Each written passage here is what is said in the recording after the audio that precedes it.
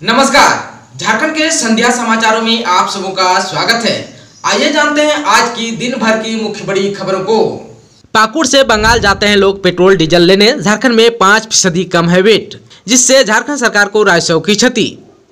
पड़ोसी राज्य बंगाल में पेट्रोल डीजल पर वर्तमान समय में 17% वेट है, झारखंड में पेट्रोल डीजल पर 22% वेट है। इस कारण झारखंड सीमा क्षेत्र के पेट्रोल पंप मालिकों के सामने विकट स्थिति पैदा हो गई है। झारखंड के किसान और वाहन मालिक बंगाल में जाकर पेट्रोल डीजल भरवा रहे हैं। ऐसे पेट्रोल पंप मालिकों के अलावा झारखंड सरकार को भी राजस्व की क्षति हो रही है। झारखंड के दिव्यांगों को मिलेगा 1 लाख रुपए तक का अनुदान।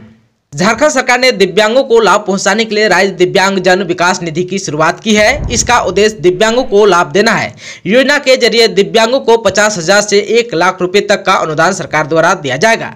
इस योजना का लाभ लेने वाला दिव्यांग आवश्यक प्रमाण पत्रों के साथ गुमला के जिला समाज कल्याण विभाग में आवेदन जमा कर सकते हैं। इस योजना का लाभ लेने के लिए लाभुक को दिव्यांगता की श्रेणी में आना जरूरी है। उनके पास जिला चिकित्सा पदाधिकारी द्वारा निर्गत दिव्यांग प्रमाण पत्र होना जरूरी है। उनकी आयु 5 वर्ष से अधिक होनी चाहिए। रोजगार के लिए उम्र 18 वर्ष से ऊपर होनी चाहिए। दिव्यांग के माता पिता या अभिभावक सरकारी कर्मी या सरकारी सेवा से सेवानिवृत्त कर्मी नहीं होनी चाहिए।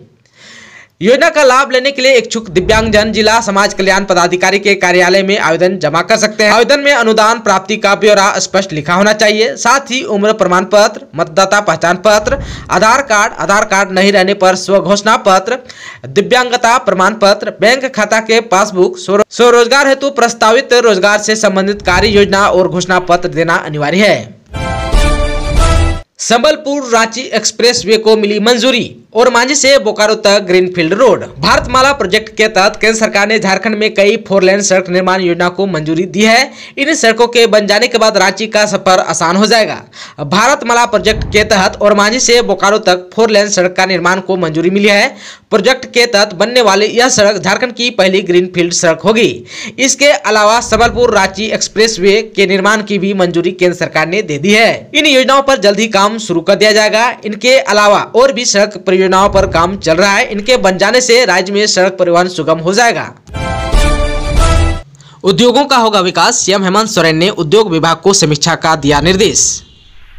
सीएम हेमंत सोरेन ने एमएसएमई और छोटी इकाइयों के मुद्दों पर सोमवार को अपने ट्विटर हैंडल से ट्वीट कर कहा कि हमारी सरकार एमएसएमई और छोटी इकाइयों के मुद्दों को हल करने के लिए प्रतिबद्ध है, क्योंकि एक व्यापार अनुकूल निवेश गंतव्य के रूप में झारखंड के विकास में घरेलू और बाहरी दोनों निवेशकों की भागीदारी की आवश्यकता है।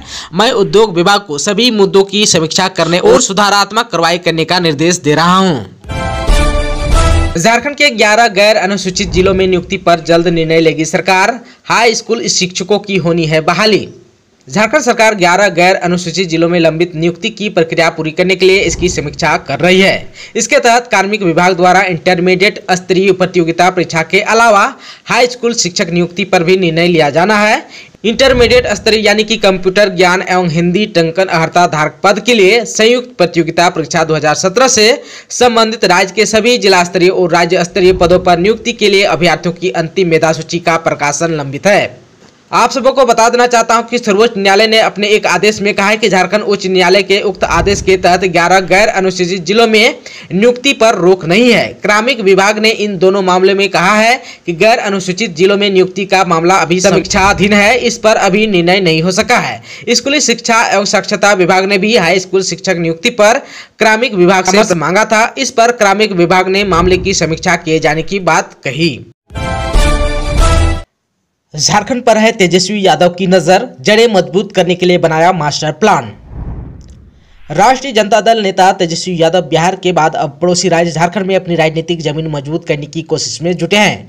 बिहार के नेता प्रतिपक्ष तेजस्वी यादव इस सिलसिले में 18 सितंबर से झारखंड के दौरे पर रहेंगे। उनका यहां 2 दिन बिताने की प्लानिंग है। इस दौरान वह प्रदेश में पार्टी को मजबूत करने पर पार्टी नेताओं से बातचीत भी करेंगे। तेजस्वी यादव 19 सितंबर को पार्टी की ओर से आयोजित कार्यक्रम में हिस्सा लेंगे। इस दौरान 10 लाख लोगों को आरजेडी की सदस्यता दिलाने का लक्ष्य रखा गया है। बता दें कि पिछले विधानसभा चुनाव में राजद का प्रदर्शन झारखंड में उम्मीद के अनुसार नहीं रहा था। इसके बाद से ही राजद पड़ोसी राज्य में अपनी जड़ों को मजबूत करने की कवायद में जुटा है। झारखंड कांग्रेस में अब एक व्यक्ति को मिलेगा एक ही पद, नया फॉर्मूला लागू। झारखंड प्रदेश कांग्रेस में अब एक व्यक्ति एक पद के सिद्धांत को पूरी तरह से लागू किया जाएगा। साथ ही जिला अध्यक्ष मोर्चा प्रकोष्ठ समस्या सुनाने की जगह लोगों की समस्या सुनकर समाधान की दिशा में काम करेंगे। इसको लेकर सभी ने रविवार को प्रदेश कांग्रेस अध्यक्ष राजेश ठाकुर के समक्ष सहमति जताई है। झारखंड आंदोलनकारी संगठन की रांची में बैठक 20 को, सम्मेलन स्थगित। झारखंड आंदोलनकारी संगठन की 20 सितंबर को रांची में बैठक आयोजित की जाएगी। बैठक में झारखंड के अलग अलग संगठनों के लोग शामिल होंगे। बैठक में झारखंड आंदोलनकारियों के विषय पर ही विचार विमर्श किया जाएगा।